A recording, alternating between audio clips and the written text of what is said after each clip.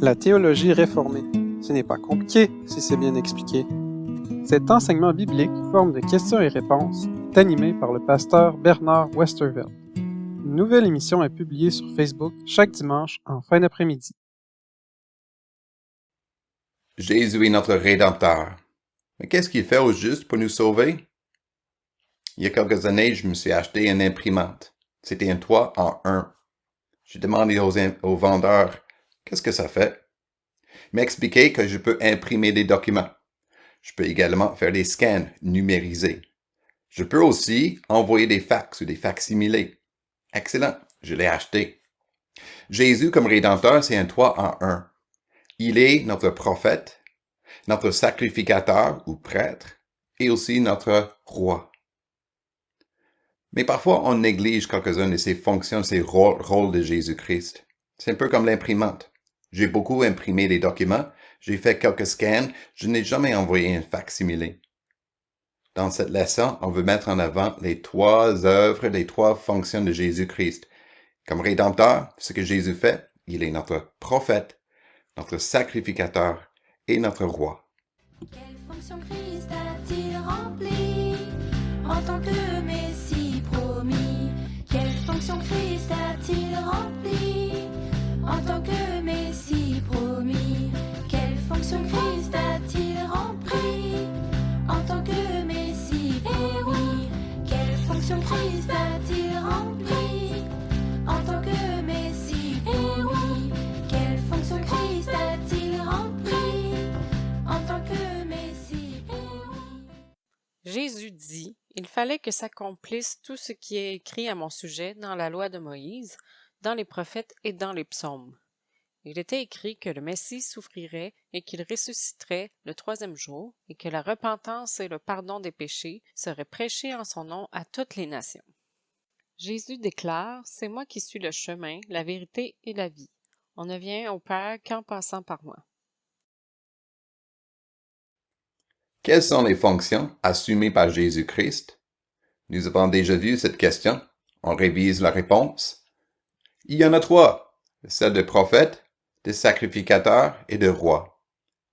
Quand tu lis l'Ancien Testament, tu vas rencontrer beaucoup de prophètes. Tu vas aussi voir beaucoup de sacrificateurs, des prêtres qui faisaient des sacrifices dans le tabernacle et le temple. Il y en a aussi des rois. Chacun d'eux est un ombre, une silhouette de la réalité qui est en Jésus-Christ. Chacun d'eux pointe le doigt à Jésus, celui qui est le prophète parfait, celui qui est le prêtre parfait, celui qui est le roi parfait. En lisant l'Ancien Testament, ces prophètes, prêtres et rois nous donnent envie de connaître la réalité qui est en Jésus-Christ. On a envie de connaître le salut parfait, complet en Jésus, notre Rédempteur. Autrement dit, tout ce que Jésus fait est déjà annoncé dans l'Ancien Testament. Toute la bonne nouvelle de Jésus, Rédempteur, est déjà enseignée dans l'Ancien Testament. Jésus nous l'apprend dans ce texte, Luc chapitre 24. C'est après la résurrection de Jésus. Jésus nous affirme, « Il fallait que s'accomplisse tout ce qui est écrit à mon sujet, tout son travail déjà écrit, ou dans la loi de Moïse, dans les prophètes et dans les psaumes, c'est-à-dire partout dans l'Ancien Testament. » Et qu'est-ce qui est écrit à son sujet? Il était écrit que le Messie souffrirait et qu'il ressusciterait le 3e jour, et que la repentance et le pardon des péchés seraient prêchés en son nom à toutes les nations. Voilà la bonne nouvelle, la mort et la résurrection de Jésus. Et alors nous avons l'annonce, l'invitation de la bonne nouvelle, le pardon, annoncé à toutes les nations. Ce message, nous découvrons dans l'Ancien Testament et encore plus clairement dans le Nouveau. Comment Jésus est-il prophète? Il enseigne la volonté de Dieu. Il est la vérité. Un prophète était un porte-parole de Dieu. Écouter la voix du prophète, c'était écouter la parole de Dieu. Jésus, qui est Dieu, c'est la parole de Dieu que nous entendons dans la voix humaine. Un prophète n'était pas là simplement pour des nouvelles révélations ou des prédictions de l'avenir. Son travail était surtout d'enseigner la parole de Dieu, de l'expliquer, d'exhorter. C'était un appel et un rappel pour le peuple de Dieu. Il y avait des prophètes qui étaient là pour encourager, avertir le peuple de Dieu. Nous entendons ces prophètes dans l'Ancien Testament, comme écrit dans les Écritures. Nous écoutons l'enseignement direct de Jésus dans les Évangiles. Mais l'enseignement de Jésus, prophète, continue dans le Nouveau Testament, les écrits des prophètes et des apôtres. Et donc cette parole prophétique de Jésus nous est écrite dans les Écritures, dans la Bible. Mais cet enseignement de Jésus continue, son enseignement prophétique, quand nous écoutons un homme ordonné, loin de l'esprit, qui prêche l'Évangile, qui prêche selon les Écritures. Et grâce à l'Esprit de Jésus qui nous habite, nous pouvons comprendre ce message et nous pouvons le croire et vivre. Mais voilà, donc pourquoi avons-nous besoin de Jésus-Christ comme prophète? Nous ignorons la vérité sans lui.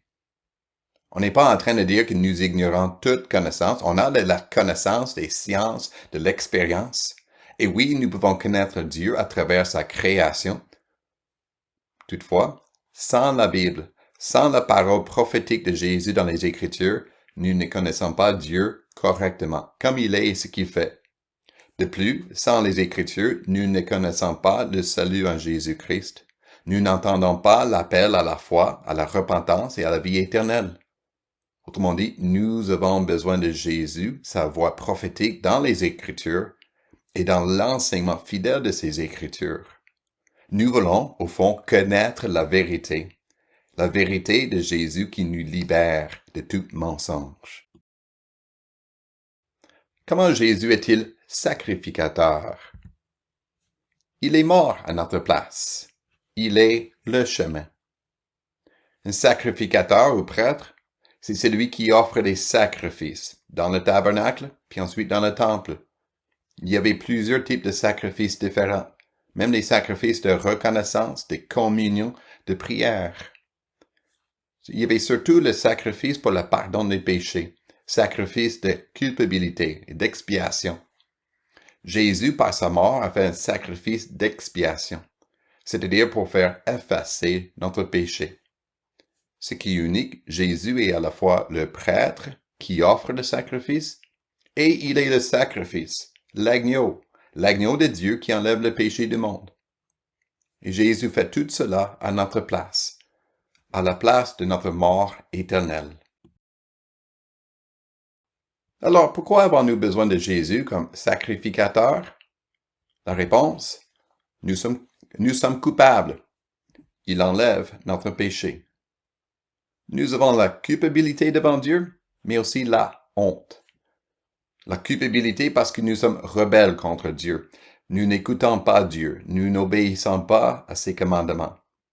Il y a également la honte de ne plus être ce que Dieu a fait de nous, c'est-à-dire de ne plus être l'image parfaite de Dieu. Alors il nous faut le pardon de nos fautes. Et quand nous recevons le pardon de Jésus-Christ, notre sacrificateur, à la place de notre culpabilité et de notre honte, nous avons la paix et la joie.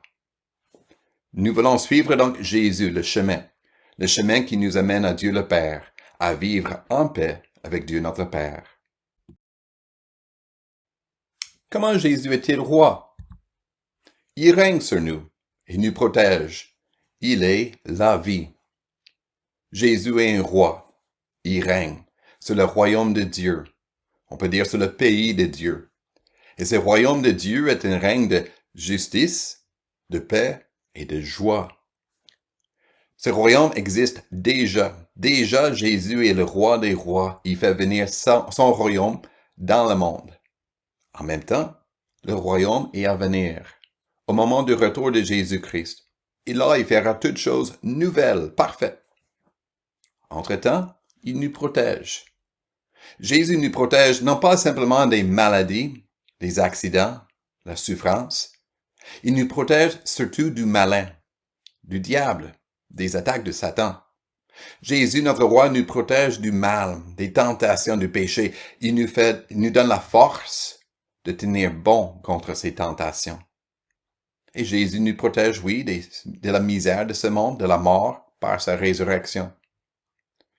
Et si nous devons passer par des moments d'épreuve, difficultés, souffrances, c'est pour nous tester, nous éprouver, nous purifier. Et dans ces épreuves, notre roi Jésus nous guide, il nous accompagne, il nous délivre de ces souffrances. Pourquoi avons-nous besoin de Jésus-Christ comme roi?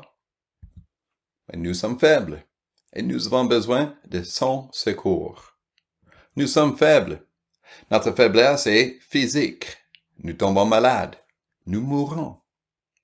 Mais notre faiblesse est surtout spirituelle. Face aux tentations de ce monde, face aux attaques de Satan, face à la faiblesse de notre chair, de notre nature pécheresse, le péché qui demeure en nous, nous n'arriverons pas toujours à faire ce qui est bon. Il nous faut la force, le secours de Jésus, notre roi. Il est notre secours.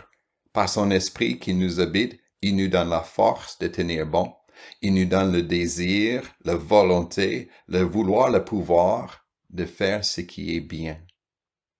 Nous voulons connaître la vie de Jésus en nous. Nous voulons connaître la vie victorieuse de Jésus en nous. Comment Jésus est-il prophète? Il enseigne la volonté de Dieu, il est la vérité. Pourquoi avons-nous besoin de Jésus-Christ comme prophète? Nous ignorons la vérité sans lui. Comment Jésus est-il sacrificateur? Il est mort à notre place, il est le chemin. Pourquoi avons-nous besoin de Jésus-Christ comme sacrificateur? Nous sommes coupables, il enlève notre péché. Comment Jésus est-il roi? Il règne sur nous et nous protège. Il est la vie. Pourquoi avons-nous besoin de Jésus-Christ comme roi? Nous sommes faibles et avons besoin de son secours. En lisant l'Ancien Testament, tu rencontres beaucoup de prophètes, beaucoup de prêtres qui font des sacrifices et des rois. Chacun d'eux te parle de Jésus. Chacun te parle de Jésus, ton Rédempteur, et ce que Jésus fait pour te sauver. Jésus est un 3 en 1. Il est ton prophète, il est ton prêtre et il est ton roi. Ou pour prendre les paroles de Jésus lui-même, c'est Jésus qui est ton chemin. C'est lui le prêtre qui ouvre la voie pour aller à Dieu le Père. C'est lui la vérité, le prophète qui te fait connaître la vérité au sujet de Dieu ton Père. Et il est la vie, ce roi qui te permet de vivre avec Dieu dans la sainteté, dans la paix et dans la joie. Voilà ton Rédempteur, et ce qu'il fait pour te sauver. Merci, notre Jésus complet.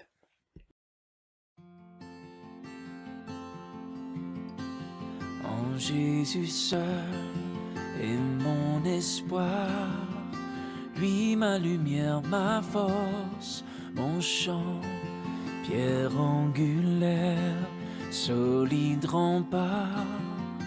Même quand l'orage devient violent, oh quel amour, oh quelle paix, les luttes cessent, la peur se tait, mon réconfort, mon plus grand bien, dans l'amour du Christ je me tiens.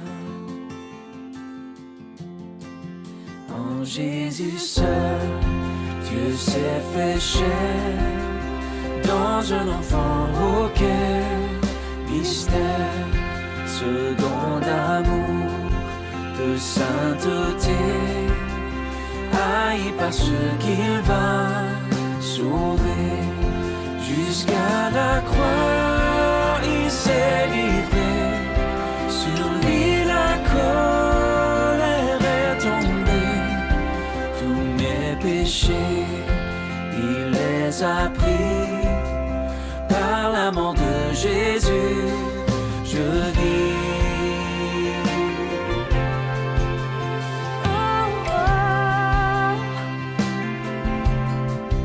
Là dans la tombe, il repose.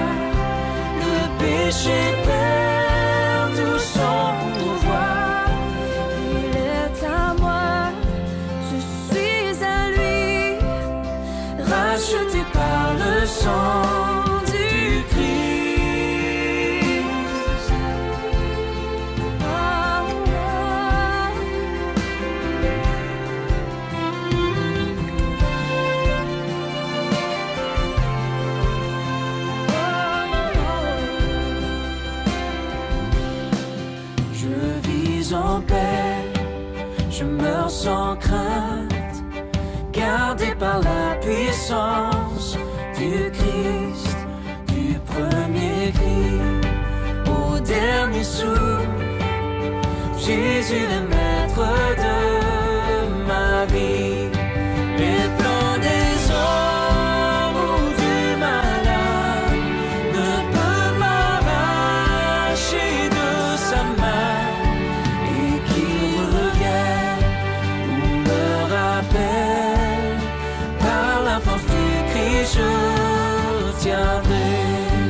Les plans des hommes ou du malade ne peuvent m'arracher de sa main, et qu'il revienne ou me rappelle, par la force du Christ je tiendrai. Et qu'il revienne ou me rappelle, par la force du Christ je